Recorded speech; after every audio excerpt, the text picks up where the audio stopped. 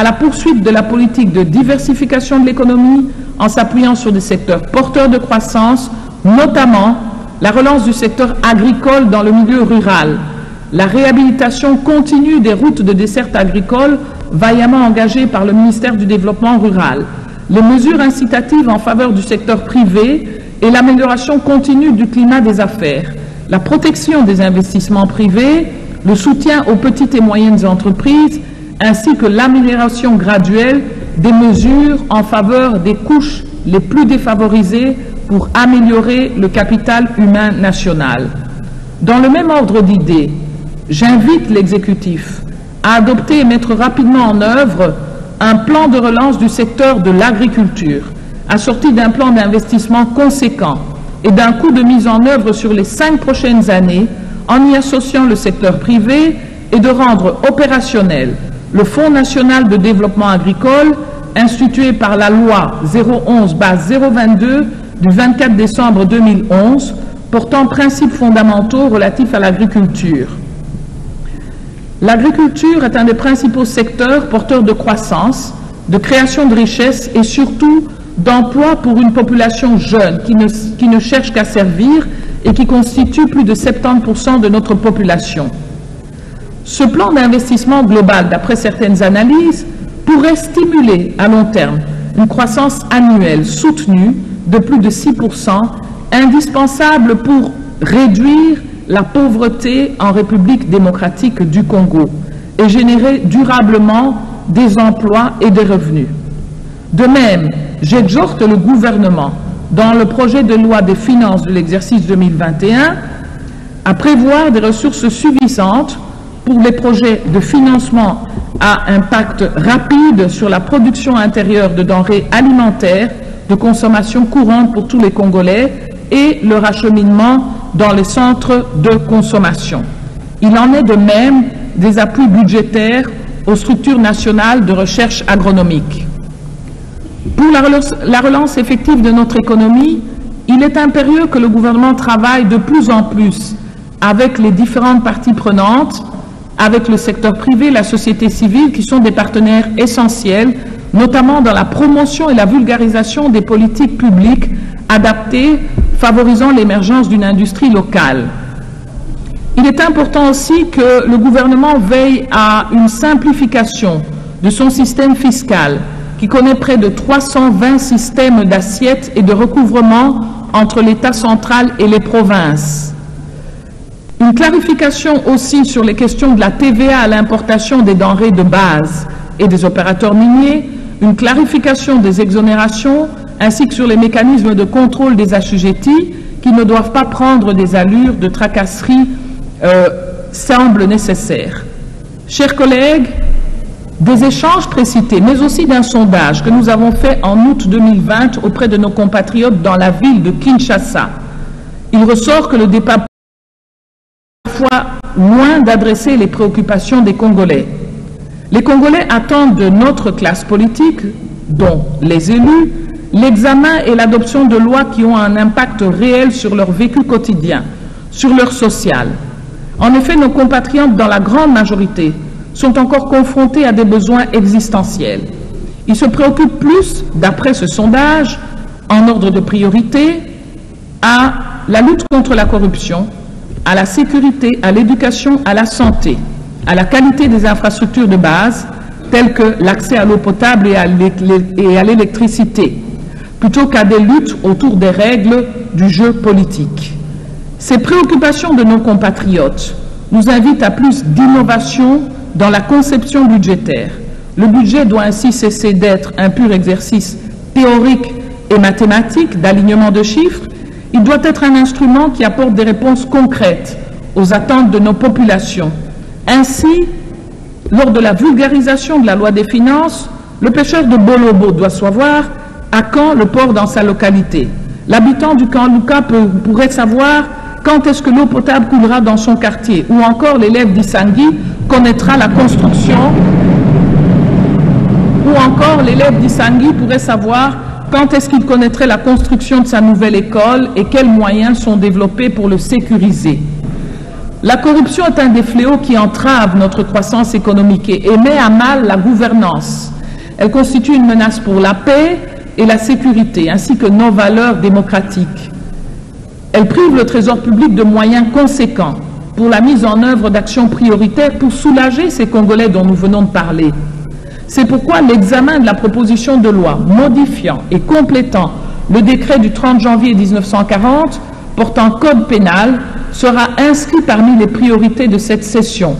Cette initiative législative qui vise à renforcer les dispositions répressives contre la corruption s'inscrit dans le cadre de l'amélioration de la gouvernance et de la mise en œuvre des engagements internationaux pris par la République démocratique du Congo. Le Congo post-Covid-19 sera agricole ou ne sera pas. Comme je l'ai souligné plus tôt, le cap doit être mis sur notre souveraineté alimentaire, qui passe indubitablement par l'agriculture. Et dans ce sens, je ne fais qu'appuyer sur des engagements pris par le président de la République que nous saluons ici. Dans ce cadre, la proposition de loi modifiant et complétant la loi numéro 011/022 du 24 décembre 2011 portant principes fondamentaux relatifs à l'agriculture et qui est en examen en commission tripartite de notre Chambre devra être débattue en plénière pour donner les outils législatifs incitatifs à un agro-business congolais moderne. Honorables députés, chers collègues, outre l'examen et l'adoption de la loi des finances de l'exercice 2021, la présente session va également s'atteler à étudier certains projets de loi initiés dans le cadre de la mise en œuvre du programme du gouvernement. En cette période difficile que traverse notre pays, il nous semble nécessaire d'encourager les initiatives législatives susceptibles de promouvoir l'entrepreneuriat des jeunes et des femmes afin de résorber le chômage et le sous-emploi, tout en favorisant la promotion d'une classe moyenne congolaise et le développement de l'agro-industrie. Le réseau des jeunes parlementaires de l'Assemblée nationale qui nous a interpellés à ce sujet est mis à contribution pour des suggestions à faire au gouvernement sur ce point. En attendant le dépôt des initiatives législatives dans ces domaines et en application des dispositions de l'article 60 du règlement intérieur, le Bureau soumettra incessamment à la conférence des présidents l'avant-projet de calendrier de nos travaux de la présente session. Ces quelques cas évoqués sont exemplatifs. Et donc à présent, permettez-moi de passer en revue quelques initiatives législatives qui figureront à notre calendrier des travaux, mais je le dis et j'insiste, c'est purement exemplatif. Ils sont le reflet de certains arriérés législatifs, notamment la poursuite de la réforme de la fonction publique, de la protection et de la promotion des droits de l'homme et des libertés publiques, de l'amélioration de la gouvernance et du climat des affaires, ainsi que la lutte contre la corruption. Et donc, pour évoquer ce chapitre législatif, sans rentrer dans le détail de chacune des lois, je m'en voudrais de ne pas féliciter tous les honorables députés nationaux qui ont déposé leurs propositions de loi jugées recevables et les rassurer que celles-ci feront progressivement l'objet d'un examen au cours de la présente session. Pour les collègues dont les initiatives législatives n'ont pu être jugées recevables pour l'une ou l'autre raison, je les félicite également et les encourage à procéder à la relecture de celles-ci en tenant compte des exigences de la Constitution et des recommandations leur formulées. Honorables députés et chers collègues, au cours de chacune de nos sessions parlementaires, nos compatriotes attendent de leurs élus l'exercice du contrôle parlementaire de la gestion des affaires publiques avec responsabilité et dévouement afin de veiller à ce que le gouvernement assure leur sécurité et la qualité dans la gouvernance que nous leur avons confiée pour une répartition équitable des richesses et une utilisation optimale des ressources du budget de l'État. Nous ne dérogerons pas à cette pratique, à cette exigence légale, et ainsi les honorables députés nationaux feront usage en toute responsabilité des moyens d'information et de contrôle mis à leur disposition par la Constitution et le règlement intérieur, en vue d'évaluer l'action menée par le gouvernement en cette matière.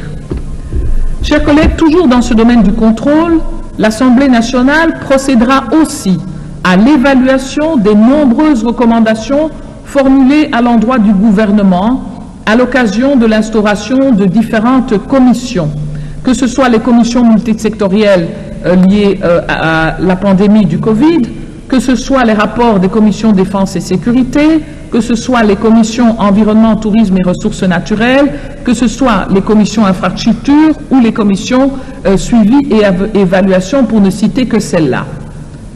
Chers collègues, je ne peux aussi terminer mon propos sur le contrôle parlementaire sans rappeler l'importance que l'Assemblée nationale accorde à la promotion et à la protection des droits de l'homme, une des valeurs qui fondent un État de droit, ici comme ailleurs. Comme vous le savez, la situation des droits de l'homme en République démocratique du Congo mérite un regard suivi et continu. Dans le cadre de nos prérogatives, au travers de notre Commission nationale des droits de l'homme, nous procéderons à une évaluation périodique de l'état des droits de l'homme en République démocratique du Congo et de l'état de mise en œuvre de nos engagements internationaux en la matière. Chers collègues, ayant dit cela, je pense que quand nous parlons des droits de l'homme, nous faisons aussi appel aux institutions d'appui à la démocratie. Et par conséquent, nous inviterons les différentes institutions d'appui à la démocratie à venir échanger de façon formelle dans le cadre des institutions de la République, et ici l'Assemblée nationale, au travers de leur rapport d'activité, afin de permettre à notre Chambre de remplir les devoirs qu'impose la loi organique ainsi que notre règlement intérieur à ce sujet. Cet exercice sera bien sûr étendu non seulement au Conseil national des droits de l'homme, mais aussi à toutes les autres institutions d'appui à la démocratie, suivant le temps qui nous sera imparti dans le cadre de cette session budgétaire. Concernant la CENI notamment, il est demandé au gouvernement de consacrer une rubrique budgétaire conséquente, graduelle, pour la préparation des opérations préélectorales et électorales qui devront se tenir dans les délais prescrits selon le vœu du chef de l'État. Chers collègues, sur le plan de la diplomatie parlementaire, l'Assemblée nationale apportera sa pierre à l'édifice de la paix et de la stabilité de notre sous-région par le biais des missions parlementaires auprès de certains pays des Grands Lacs. Elle assurera en outre une bonne représentation du pays dans différents forums internationaux et africains qui se tiendront sous format de téléconférence. Au cours de cette session, au regard de l'article 217 de notre règlement intérieur, nous entamerons aussi le processus de création des groupes d'amitié avec les parlementaires d'autres pays amis. Ainsi, il sera demandé aux députés de se déterminer dans ce cadre. Nous nous réjouissons enfin des signaux positifs encourageants qui ont été marqués par certains partenaires désireux d'appuyer l'Assemblée nationale dans le cadre de son travail. Je cite ici le programme des Nations Unies pour le développement qui va appuyer notre commission PAJ. Nous nous réjouissons entre autres aussi des signaux positifs encourageants provenant du Royaume de Belgique, dont le plus récent est la réaction positive de ses autorités à restituer à la famille les restes de notre héros national, Patrice Emery Lumumba.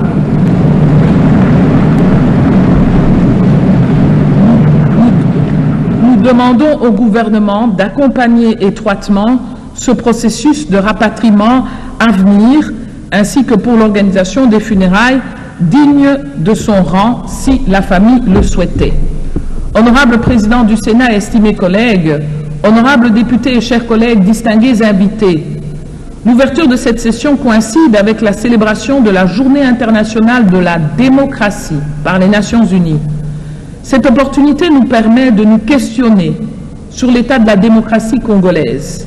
Il est vrai que l'enracinement démocratique, par la régularité des cycles électoraux, depuis 2006, a permis une stabilité institutionnelle probante, avec la première alternance pacifique depuis notre indépendance entre un président élu, le président Félix Antoine Tshisekedi Tshilombo, et un président fin mandat, le sénateur Joseph Kabila Kabange. Quand nous regardons autour de nous,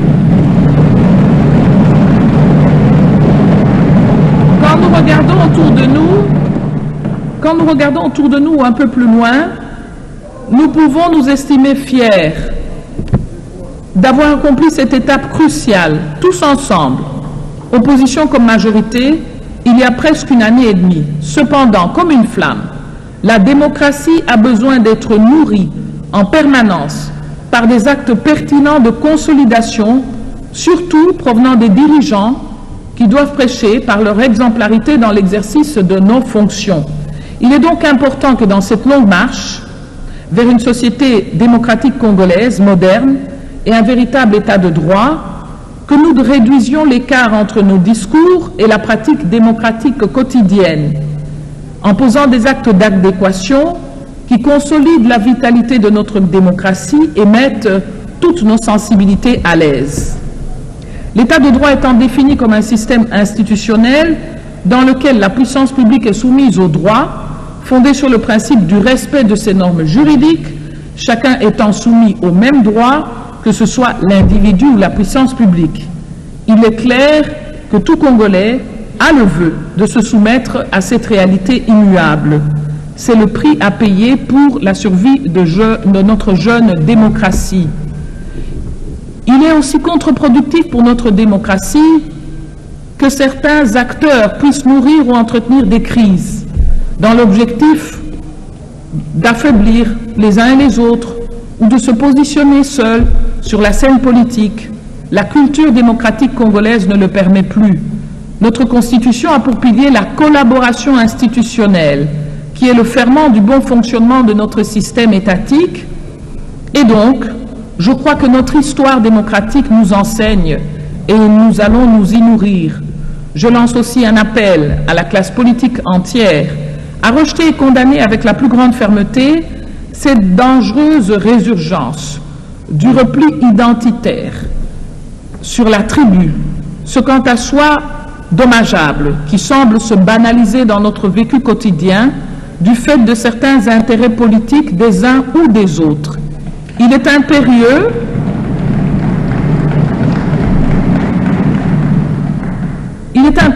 que cette dérive distillée dans différents médias soit arrêtée, parce que la plupart du temps, elle met en péril le vivre ensemble congolais et elle met à mal l'unité nationale. Je suis bien sûr Mbouza de Bumba, vous le savez, mais je me sens à l'aise comme chez moi à Kisantu. Mais je me sens à l'aise chez moi à Kisantu dans le Congo central, à Bunia dans l'Ituri, à Likasi dans le Haut-Katanga ou encore à Mbujimai dans ma belle famille, et je voudrais citer les 26 provinces de la République démocratique du Congo. Et comme le dit si bien notre charte fondamentale en son article 1er, la République démocratique du Congo est un État uni et indivisible, et il est crucial que dans notre façon de faire la politique et dans nos décisions, nous privilégions la nation, son unité dans sa diversité, et non pas nos tribus ou nos provinces. Il faut nous unir sur ce qui nous rassemble, sur nos principes fondamentaux, qui sont l'indépendance, la souveraineté, la laïcité de l'État, l'unité de la nation, la primauté et le bien du peuple congolais. Honorables députés et chers collègues, nous sommes dans cet hémicycle qui a pour vocation de servir l'intérêt général. C'est ce qui doit nous guider tous et toutes dans l'accomplissement de notre tâche au sein de cette institution. La double priorité de servir le pays et respecter nos compatriotes, quels qu'ils soient, en les écoutant, en leur proposant des solutions qui les aident à sortir de leurs difficultés et à combler leurs attentes et leurs espoirs. C'est ce qui doit jalonner l'exécution de nos mandats. Les préoccupations de nos concitoyens sont nombreuses et connues de tous. Je viens de vous citer le sondage d'août 2020 à Kinshasa, et notre seule mission est d'œuvrer à les satisfaire à travers les missions que nous confère la Constitution et notre règlement intérieur. C'est ce à quoi nous, les 500 députés, nous nous sommes engagés. C'est ce à quoi nous invitons les différentes sensibilités, élues ou non, de la République démocratique du Congo. Tâchons donc de nous hisser à la dignité et à l'exigence de la fonction. Qu'aucune stratégie de distraction ne nous détourne de notre mission.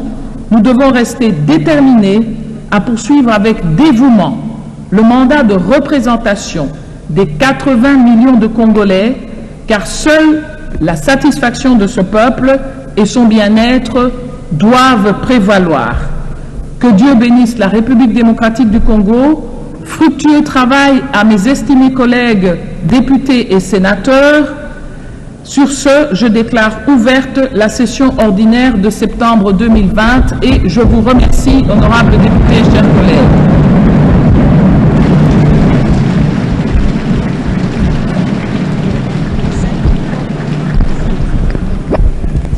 Notre ordre du jour étant ainsi épuisé, la séance est levée. Pour la sortie, nous allons laisser sortir l'honorable présidente de l'Assemblée nationale ainsi que les chefs des corps, suivis des membres des bureaux de l'Assemblée nationale et du Sénat. En premier et ensuite, les autres invités pourront sortir par les portes latérales. Je vous remercie. Elle aura donc parlé pendant 50 minutes exactement et elle n'aura éludé aucune question. Elle a ramassé toutes les questions pendantes dans la République. Elle a donné des idées sur ce que l'Assemblée nationale va se consacrer à faire pendant cette session qui s'ouvre aujourd'hui, 15 septembre, une session essentiellement budgétaire mais qui va aborder ou analyser quelques arriérés législatives et pourquoi pas aborder les questions nouvelles avec des propositions de loi ou des projets de loi que le gouvernement de la République va devoir envoyer à la Chambre basse du Parlement. Voici donc une allocution qui valait bien la peine en ce moment où l'Assemblée nationale reprend du service pour se charger de remplir efficacement le rôle qui est le sien, le rôle des législateurs.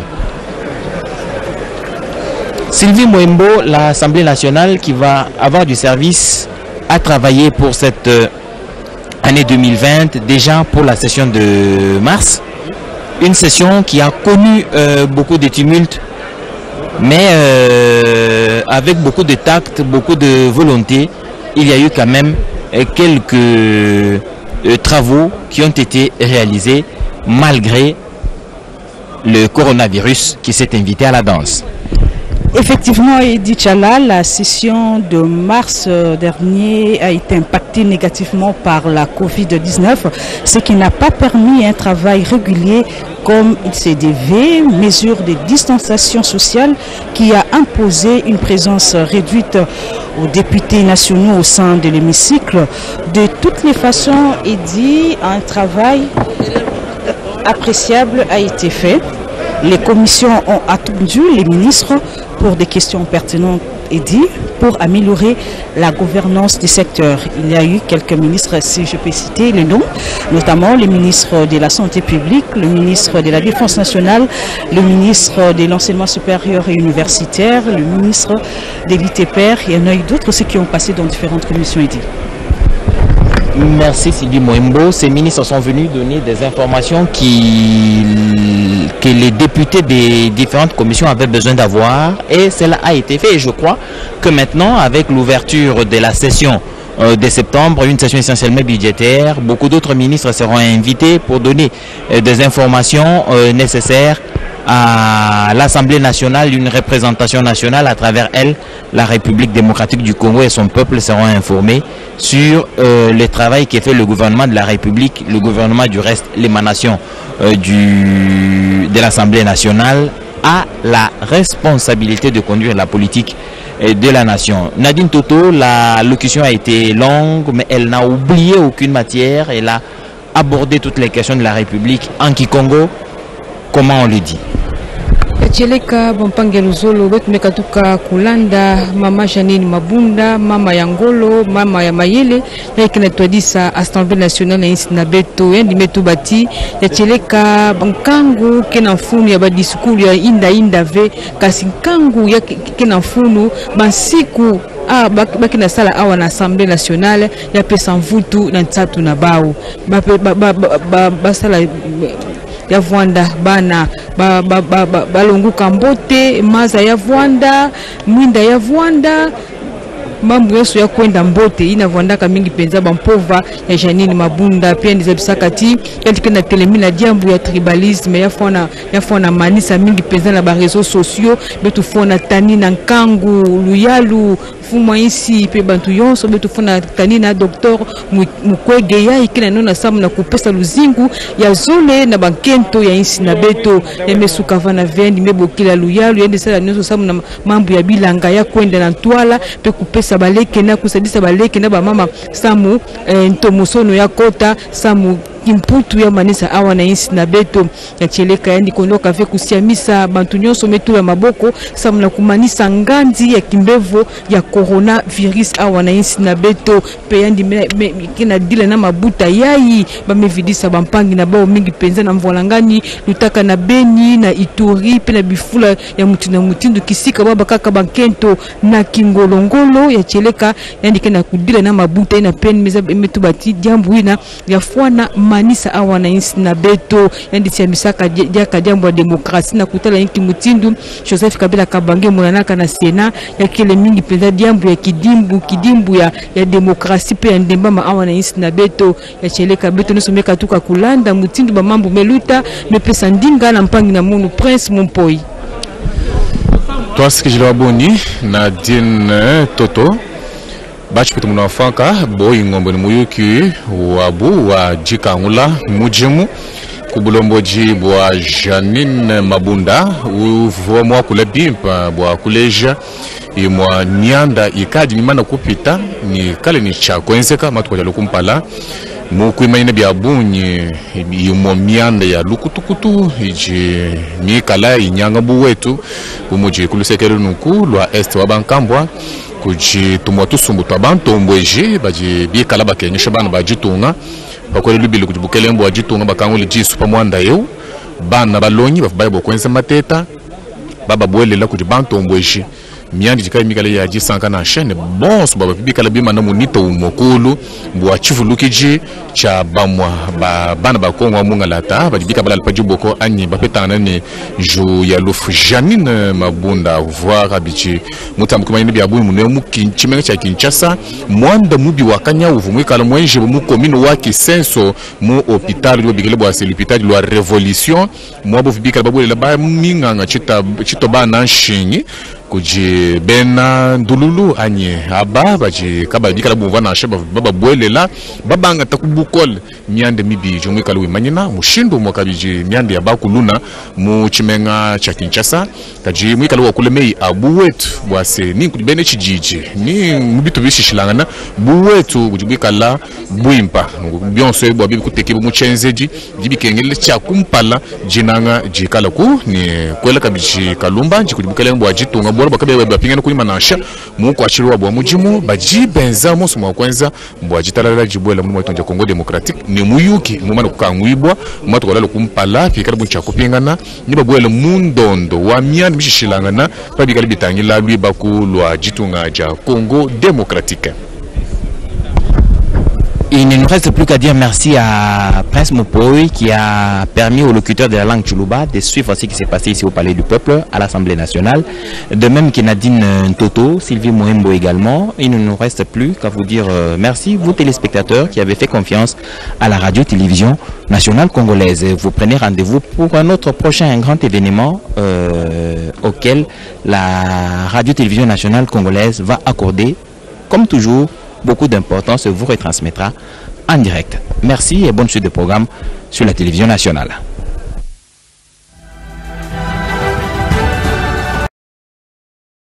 Happybox TV, c'est la télévision autrement. Envie de voir vos chaînes préférées du Grand Congo, africaines et autres, obtenez pour Happybox TV. Bolanda biso na Happybox TV. Ça veut dire décodeur Oyo, ils ont la chaîne tout le monde entier, surtout en Afrique.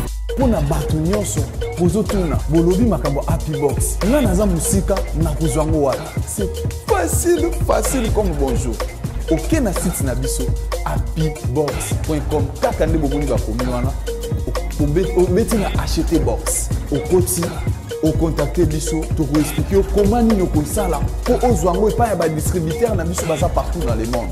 Happybox c'est le meilleur de tous les box du sport, des films, des théâtres de chez nous. Avec des chaînes exclusives comme Télé Maboké, chaînes religieuses et chrétiennes. Avec Happybox TV, vos chaînes préférées accessibles directement sur le smartphone et tablette. Attendez plus, achetez votre box Happybox TV à 50 € plus un mois de gratuit. Congo France vous présente les singles Bazo Comprendre T de l'artiste Patim Bengali. Déjà disponible sur YouTube et sur toutes les plateformes de téléchargement gratuites.